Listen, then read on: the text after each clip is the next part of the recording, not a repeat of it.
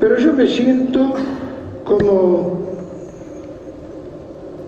una gotita de agua en la cresta de una ola. La fuerza de esa ola es la que ha llevado a la gotita arriba. Estos días he estado pensando mucho al saber que hoy me iban a dar el premio, en todos aquellos que incluso dieron la vida, y eso sí, que merecen el reconocimiento eterno. Me voy a acordar de uno que es como todo un símbolo, y no porque sea obispo, no lo hago por razones simplemente confesionales. Angelelli. Él murió asesinado conscientemente 15 días antes del asesinato. Habló conmigo y me dijo: no salgo del país, porque si salgo del país me van a seguir matando mis ovejas. Ahora, Turco, no sé por qué me dijo Turco, ahora me toca a mí. Y a los 15 días lo asesinaron. ¿Y yo qué he hecho? Yo he hecho lo elemental que debe hacer un cristiano, un humano, pero tanto más un cristiano, cuando descubre que están torturando, violando y haciendo desaparecer a templos vivos de Dios, porque cada ser humano, y sobre todo si está bautizado, es un templo vivo de Dios. Esta es nuestra fe católica. Y entonces, por esta razón que yo he hablado, contra nadie, a favor de todos. Entonces, la defensa de los derechos humanos está en el centro del Evangelio. Jesús ha dicho la frase más revolucionaria que se ha dicho hasta ahora y se va a decir: la ley es para el hombre, no el hombre para la ley.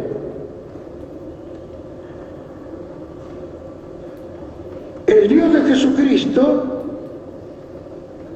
tiene como centro de su amor al ser humano. Por eso que cuando se tortura o se viola un mínimo derecho de cualquier ser humano, se están violando los derechos de Dios. Y por eso sí me uní a todos aquellos que, cristianos o no cristianos, defendieran al hombre, porque cristianos o no cristianos, quien defiende al hombre está defendiéndose a sí mismo y al creador del hombre. Tata Dios nos pide coraje, que no nos achiquemos. Tenemos una doctrina que practicar, que predicar y que vivir. Y si cuando se presenta la oportunidad, cuando hay un riesgo en vivirla en toda su integridad, nosotros nos achicamos, entonces hemos perdido la oportunidad y Tata Dios se encuentra defraudado por nuestra falta de fidelidad. Sean santos como Dios espera que lo seamos. En la vida cotidiana, nada extraordinario, pero sí lo extraordinario de vivir hasta en sus detalles la doctrina del amor. Yo creo, yo no la he pasado, pero los que así reaccionaran, recibieran el trato en el trabajo o en la desocupación y en su rancho o en su posilga donde vive con sus hijos arracimados y sin una esperanza de mejoramiento porque no hay por dónde salir. Si eso no es, si esas personas que vivieran un poco, aunque fuera un mes o 2 meses en esas condiciones, creyendo que no tienen salida, no como una experiencia, sino convencidos, no estarían al cabo de 2 o 3 meses pensando también esto no tiene arreglo si no nos arremangamos y nos ponemos todos juntos a voltear estas estructuras que nos ahogan. Yo creo que cambiarían mucho de pensar los puristas que desde un escritorio juzgan y determinan cómo deben ser las cosas, pero es en la cancha donde se ven los pingos. Mi última pregunta, monseñor, una breve respuesta. Los obispos, los sacerdotes, ¿tienen algo que acusarse en esta materia? Bueno, eso tendría que preguntárselo a ellos. Yo estoy diciendo que... Monseñor Novak, por ejemplo, hizo una especie de confesión de culpa. Pero confesión de culpa en nombre personal, él no era culpable, sino que en nombre de la comunidad que no había cumplido como tal, y es lo que yo estoy diciendo, que nosotros no podemos decir que no hemos hablado, pero lo que tenemos que decir que no hemos concretizado la denuncia, no la hemos personalizado, y una denuncia evangélica tiene que decir: usted, señor, ha delinquido, usted, señor, ha pecado. Y esto se lo pedimos en la confesión reservada en cada confesionario. Como este es pecado público, en este pecado público tiene que haber confesión pública, arrepentimiento público, propósito de enmienda, que se lo pedimos a cada uno y lo tenemos que cumplir cada uno de los pecadores, y reparación. Y en este orden de cosas, lo que yo creo que tenemos que reparar como iglesia es recuperar a nuestros mártires, porque una iglesia que olvida a sus mártires o los deja de lado es una iglesia que no tiene futuro. Entre ellos al primero, a Monseñor Angelelli, y a tantos otros sacerdotes, laicos y religiosas. Algunos creyeron que era salvar al país del comunismo y olvidan la metodología que se usó. Primero, que interrumpir el orden constitucional es gravísimo, ¿no? Aunque la Argentina del siglo XX ha tenido muchas experiencias negativas, siempre negativas. Pero luego la forma en que actuaron es inaceptable, totalmente, porque tenemos los derechos humanos inscritos en la naturaleza humana, que tanto tiene que estar en la historia humana también. Pero el sistema puede dominar la comunicación y entonces presentar como redentor lo que es un crimen. Que la dictadura tiene ese poder de convicción, ¿no? Que pasa a la población después el miedo enorme que se movía a la gente. Los familiares de los desaparecidos me decían: somos leprosos para la sociedad. Nadie quiere tomar contacto con nosotros, con los familiares de los desaparecidos. Sí, sí. Aún muchos de nuestros familiares nos huyen, no quieren complicarse la vida. ¿Sí? Entonces, ese clima ha hecho que no hubiera un contrapeso como una opinión democrática se suele haber.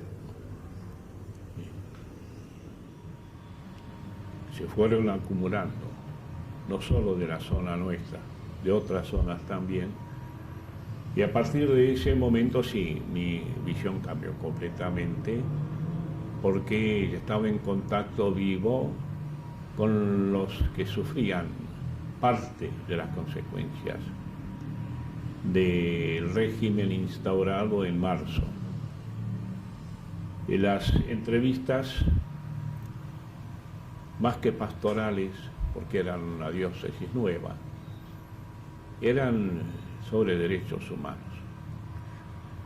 Después, los años siguientes, la diócesis creció y bueno, también entonces se acumulaban los temas estrictamente pastorales en la curia, pero los primeros meses fueron especializados en recibir a familiares. ¿No fue peligroso para usted? Yo miraba siempre a Jesús y al Evangelio y estaba dispuesto a morir. Nunca me dejé guiar por otro motivo. No solo en la oficina he compartido las lágrimas de gente, a veces muy bien colocada en la sociedad, pero cuando estaban a solas conmigo, echaban a llorar como niños, denunciando la desaparición del hijo o de la hija, describiéndome las desapariciones, las fatídicas horas 3 de la mañana, ¿no? Después,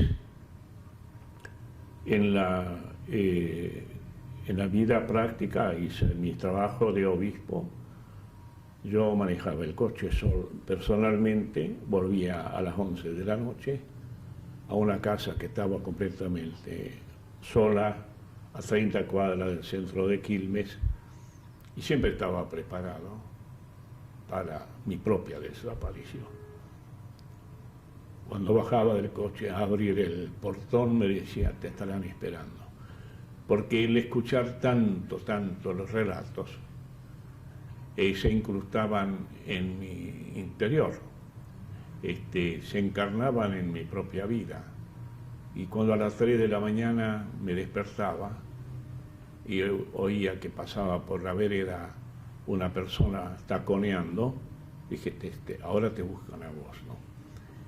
Pero miedo, francamente, no tenía, porque me hice fuerte en la oración. A las 3 de la mañana me despertaba, rezaba el Padre Nuestro y volvía a dormir. Me habían advertido, un funcionario me advirtió: Monseñor, no viaje nunca solo, porque no faltará quien quiera hacer un accidente, como Monseñor Angelelli, ¿no?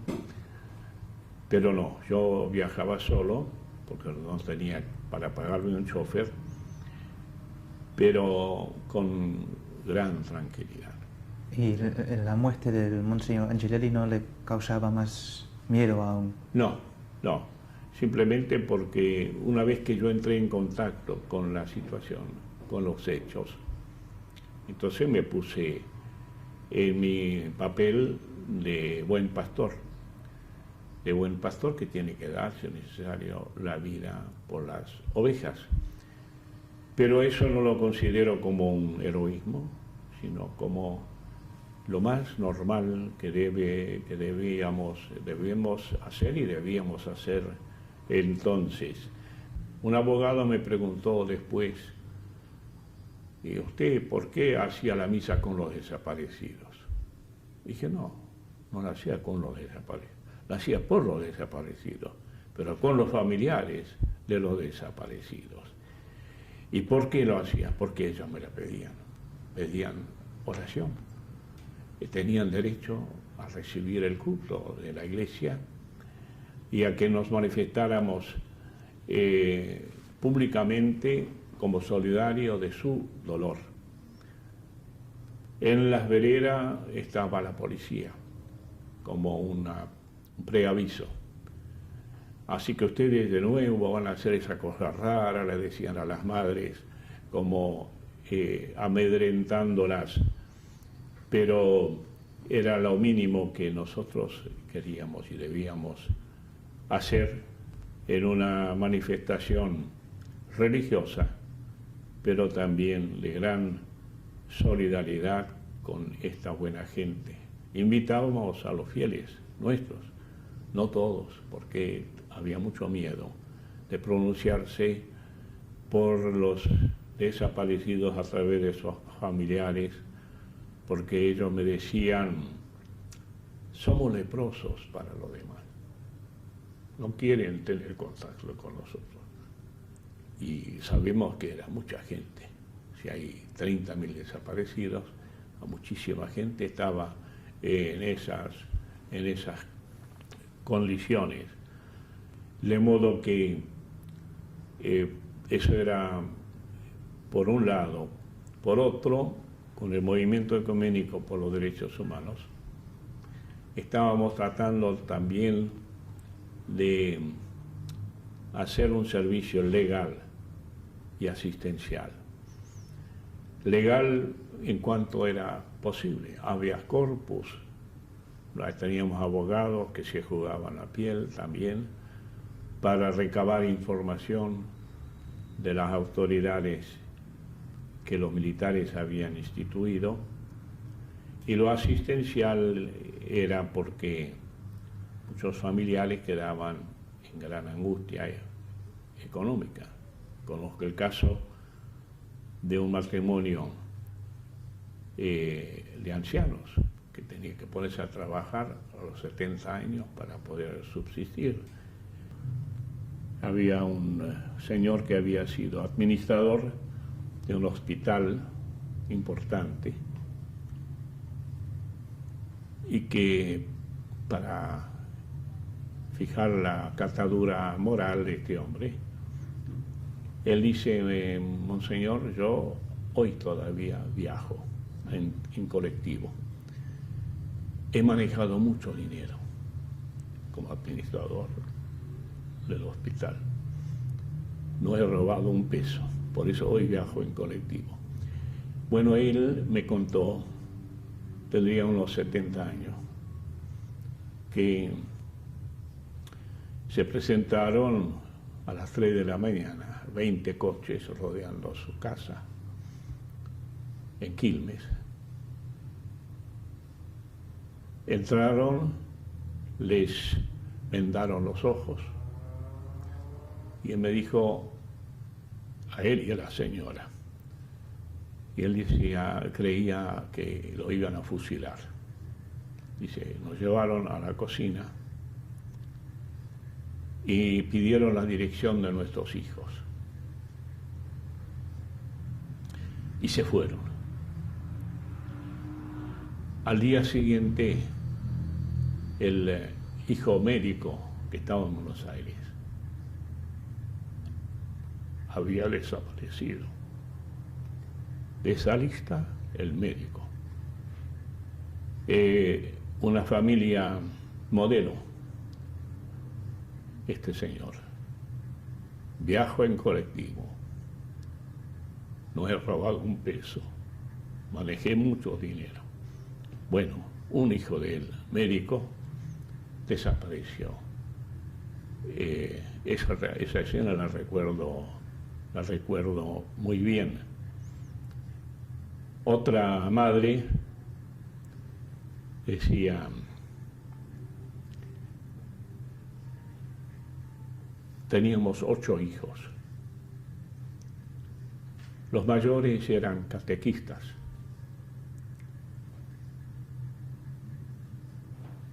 y se pusieron en los montoneros. Y si yo le discutía a mis hijos, ustedes están equivocados. Y ellos me decían, mamá, todo está podrido. Eso no se puede cambiar de otra manera. Bueno, uno de ellos murió en un enfrentamiento. Los otros 3 desaparecieron, entre los desaparecidos. 4 hijos, entonces. Y me decía, mi problema es ahora convencer a los 4 menores que sus hermanos mayores no habían sido héroes.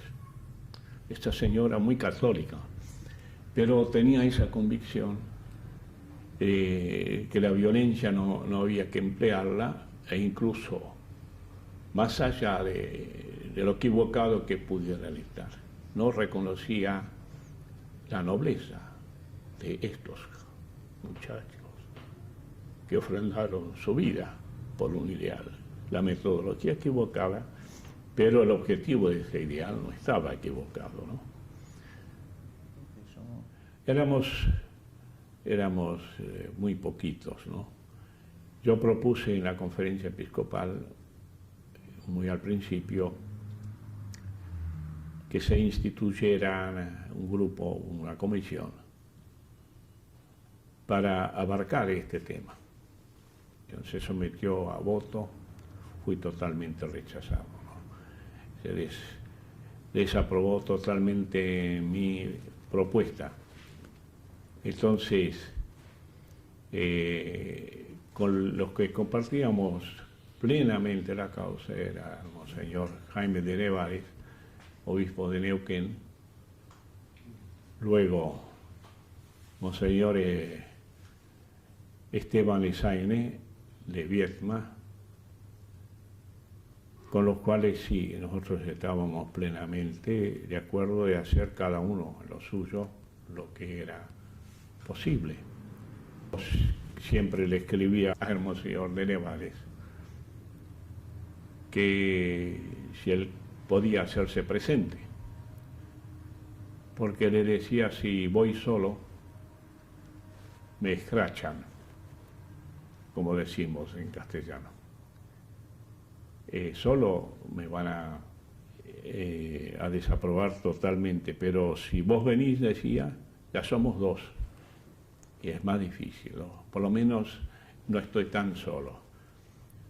Y así tengo algunas fotografías, o las he visto, donde nos tomamos del brazo, de Nevares, Pagura, Pérez Esquivel, y la escena más emocionante, que no recuerdo el día, el día lo tiene el MET registrado, y vamos a entregar las carpetas con los nombres de los desaparecidos a la Casa Rosada, y habían amenazado que esta manifestación estaba prohibida.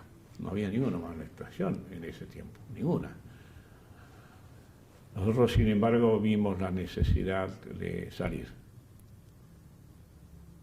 Entonces salíamos por la calle Libertad, dispuestos a todo, ¿no? A que nos reprimieran, y estaba la policía montada, estaba ahí.